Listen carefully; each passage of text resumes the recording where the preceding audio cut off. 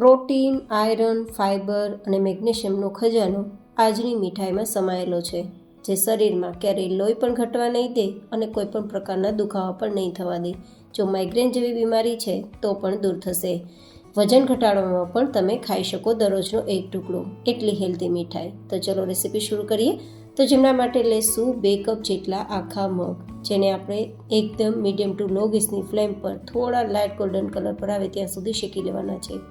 શેકવાથી આપણી મીઠાઈનો સ્વાદ તો વધી જ જશે, સાથે એકદમ સરસ મજાની મોહનથાળને ટક્કર મારે તેવી દાણેદાર મીઠાઈ તૈયાર થશે અને સાથે સાથે મીઠાઈની સેલ્ફ લાઈફ પણ વધી જશે.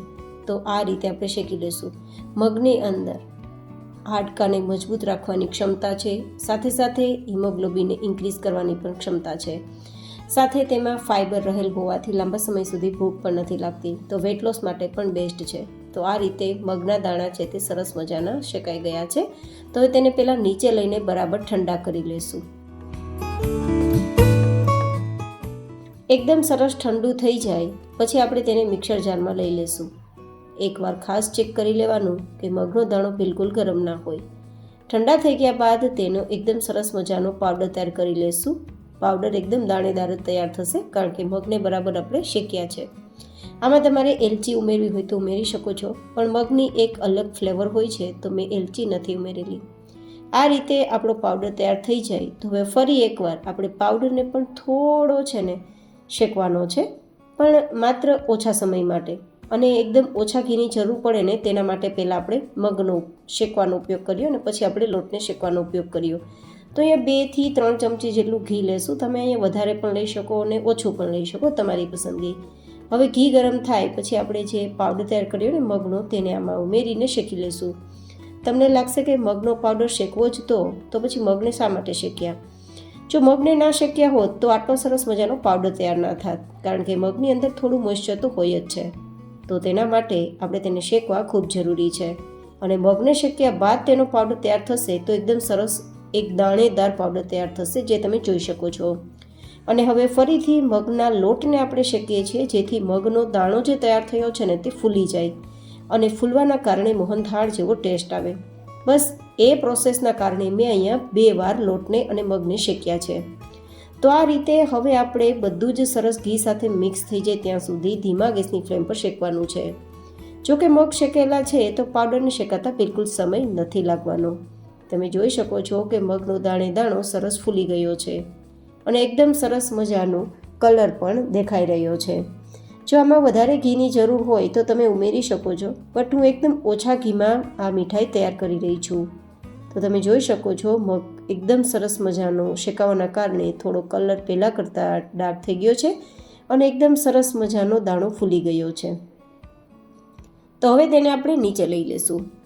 અને હવે અહીંયા આપણે તેમાં મીઠાશ ઉમેરવાના છીએ. તો મીઠાશ માટે તમે ખાંડ, સાકર, ગોળ કોઈ પણ લઈ શકો છો, પણ હું અહીંયા હિમોગ્લોબિન વધે તેના માટે મગ સાથે ગોળનું મિશ્રણ જો મિક્સ થાય તો ઇન્ક્રીઝ થવામાં હિમોગ્લોબિનની કોઈ ટક્કર ના મારી શકે.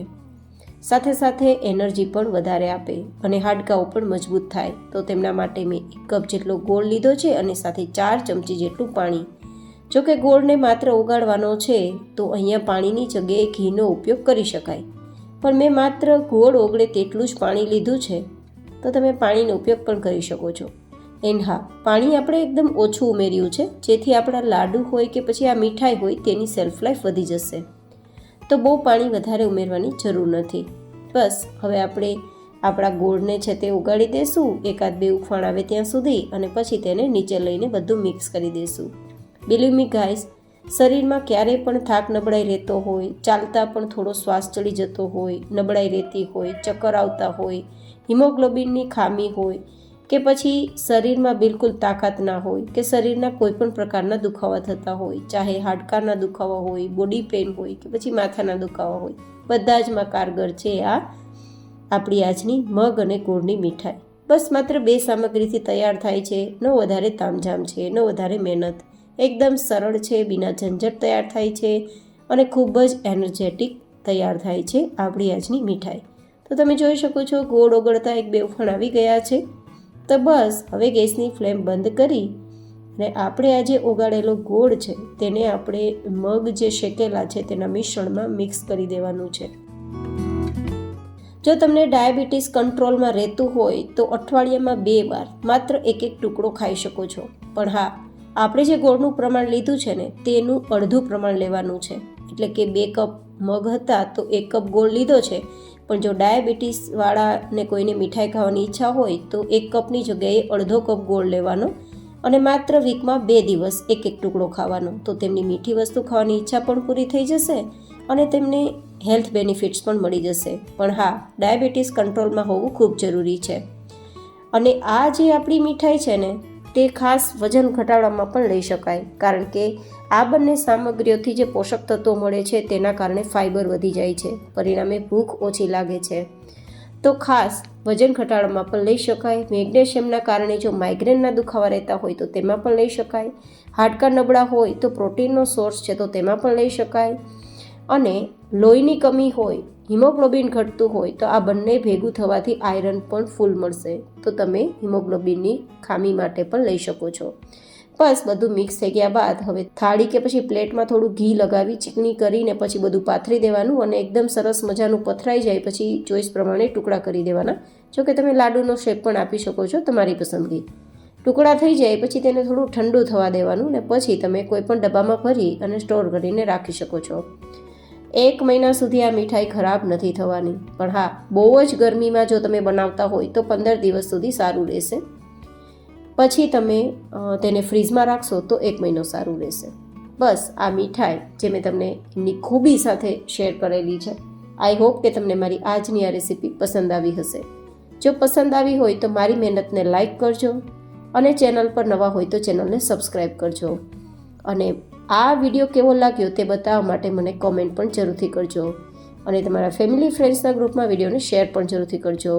તમે જોવો એકદમ સુપર સોફ્ટ આપણી મીઠાઈ તૈયાર થઈ છે. ફરી મળીશું નેક્સ્ટ રેસીપીમાં. ત્યાં સુધી stay healthy and stay happy.